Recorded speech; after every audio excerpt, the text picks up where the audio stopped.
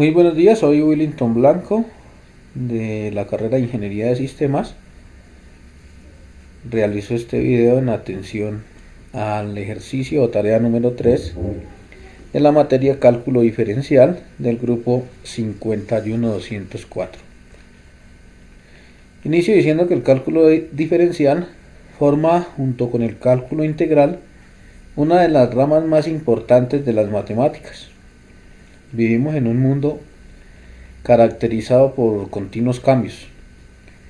Entonces es importante desarrollar métodos matemáticos para cuantificar, describir y pronosticar esos cambios.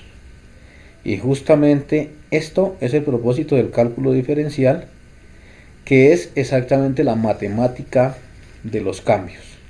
Repasemos entonces algunos conceptos fundamentales asociados a esta materia. Empezaremos con el concepto de desigualdad. La desigualdad es la relación entre dos expresiones que no son iguales. Con mucha frecuencia se escriben con los símbolos mayor que, mayor o igual que, menor que o menor o igual que. Las desigualdades o inecuaciones las encontramos con valor absoluto, cuadráticas, racionales o lineales. En los intervalos podemos encontrar abierto, cerrado, semiabierto o al infinito. Veamos el concepto de funciones. Es la relación entre los elementos de un conjunto A, llamado conjunto de partida, con un conjunto B, llamado conjunto de llegada. En una función se cumple que a cada elemento del conjunto de partida, es decir, del conjunto A, está relacionado con un único. Muy importante que esa palabra único, elemento del conjunto de llegada.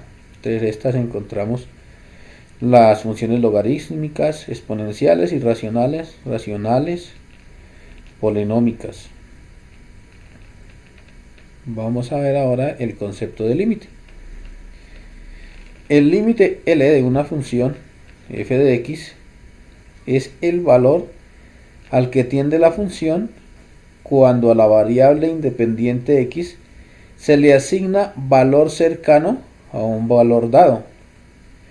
Dentro de las propiedades de una función, de un cociente, de un producto, de la suma o de una constante. Repasamos ahora el concepto de continuidad. Una función se dice que es continua en todo su dominio cuando podamos ser capaces de dibujarla de un solo trazo continuo sin levantar el lápiz del papel. Debe cumplir unas condiciones: que f de c esté definida, que el límite cuando x tienda a c de f de x exista, y que el límite cuando x tiende a c de f de x sea igual a f de x. Veamos ahora qué es derivada. La derivada de una función f de x en un conjunto de x cuando éste tiende a 0 es el límite del cociente incremental cuando este incremento tiende a 0. También se define la derivada de la función con la tangente a la curva en el plano dado, es decir, el punto donde una línea recta toca la curva. Para desarrollarlo existe la regla de la cadena del cociente del producto de una potencia de una constante, también la de la suma, y debe tener una representación geométrica. Derivada de funciones especiales. Se dice que una función trascendente es aquella que no es polinómica o que no puede ser expresada como una serie finita de operaciones algebraicas. Aquellas que no son reducibles por cálculos algebraicos o que no tienen un grado particular. Dentro de estas encontramos las funciones trigonométricas, las funciones logarítmicas, las funciones exponenciales. Se dice que una función es implícita cuando en la expresión no aparece despejada la y, sino que la expresión está definida en función de dos variables, cuyo segundo término es igual a 0. Aplicaciones de las derivadas. Máximos, mínimos. Una función f de x es creciente si para cualquier par de números a, b se cumple que si a menor que b, entonces f de a debe ser menor que f de b. Y una función f de x es decreciente si para cualquier par de números a y b se cumple que si a es menor que b, entonces f de a mayor que f de b.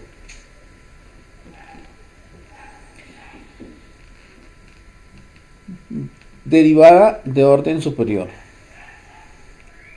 Una función de orden superior es aquella expresión que puede ser algebraica o trascendente, a la cual es posible derivarla varias veces. Resulta de una medición que cambia en función de otra. Podemos medir el rendimiento, las velocidades, el volumen, las áreas. En las de orden superior, las expresiones pueden ser algebraicas o trascendentes. Vemos que la derivada de orden superior tiene mucha relación con máximo y mínimo, que también nos permite realizar la medición de estas variables, áreas, volumen, velocidad, rendimiento e ingresos. En el criterio de la segunda derivada nos permite realizar pruebas de verificación de máximos y mínimos. Y en el criterio de la primera derivada nos permite determinar cuándo hay un mínimo o un máximo o un punto de inflexión en una función. Vamos entonces para nuestro ejercicio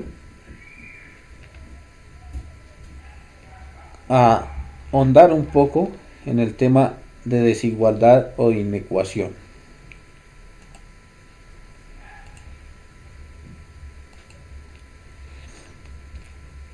Entonces, para esta presentación he escogido, como ya les mencioné, desigualdad o inecuación. Ya habíamos dicho que era la relación entre dos expresiones que no son iguales. Se escriben con los símbolos mayor que, mayor igual que, menor igual que respectivamente.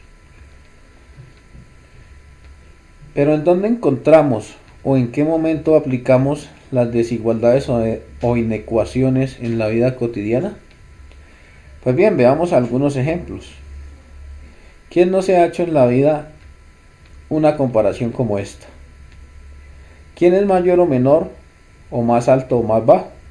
En la vida diaria es común preguntar la edad o la estatura a otras personas y compararla con la nuestra. Al transitar en medios de transporte, las señales de tránsito se utilizan para indicar el máximo de velocidad permitida en un tramo de vía y aplica para cualquier medio de transporte en el que te movilices. Su fin es evitar accidentes según el diseño de la vía. Para el control de aforo, muy de moda en estos tiempos, permite medir la capacidad de un recinto, manteniendo el distanciamiento social, es decir, cuántas personas pueden ingresar al lugar sin sobrepasar la capacidad y sin romper los protocolos de bioseguridad. También en nuestro trabajo, por ejemplo, si la compañía para la que yo trabajo fabrica un producto con precio de venta 5.000 pesos y un costo unitario de 3.500 y los costos fijos suman 3 millones, Me permite calcular el número mínimo de unidades a producir y vender para obtener la ganancia. En nuestros estudios, para calcular nuestras calificaciones. Por ejemplo, deseo obtener un promedio por encima de 4 o 5 en esta asignatura. Ya he tomado 3 pruebas y aún me falta una. Quiero saber qué puntuación debo obtener en la cuarta prueba para lograr mi objetivo de mantener mi calificación final en 4 o 5. Ejecutemos este ejemplo. Recordemos que para sacar un promedio debemos sumar las puntuaciones obtenidas y luego dividirlas entre la cantidad total de pruebas.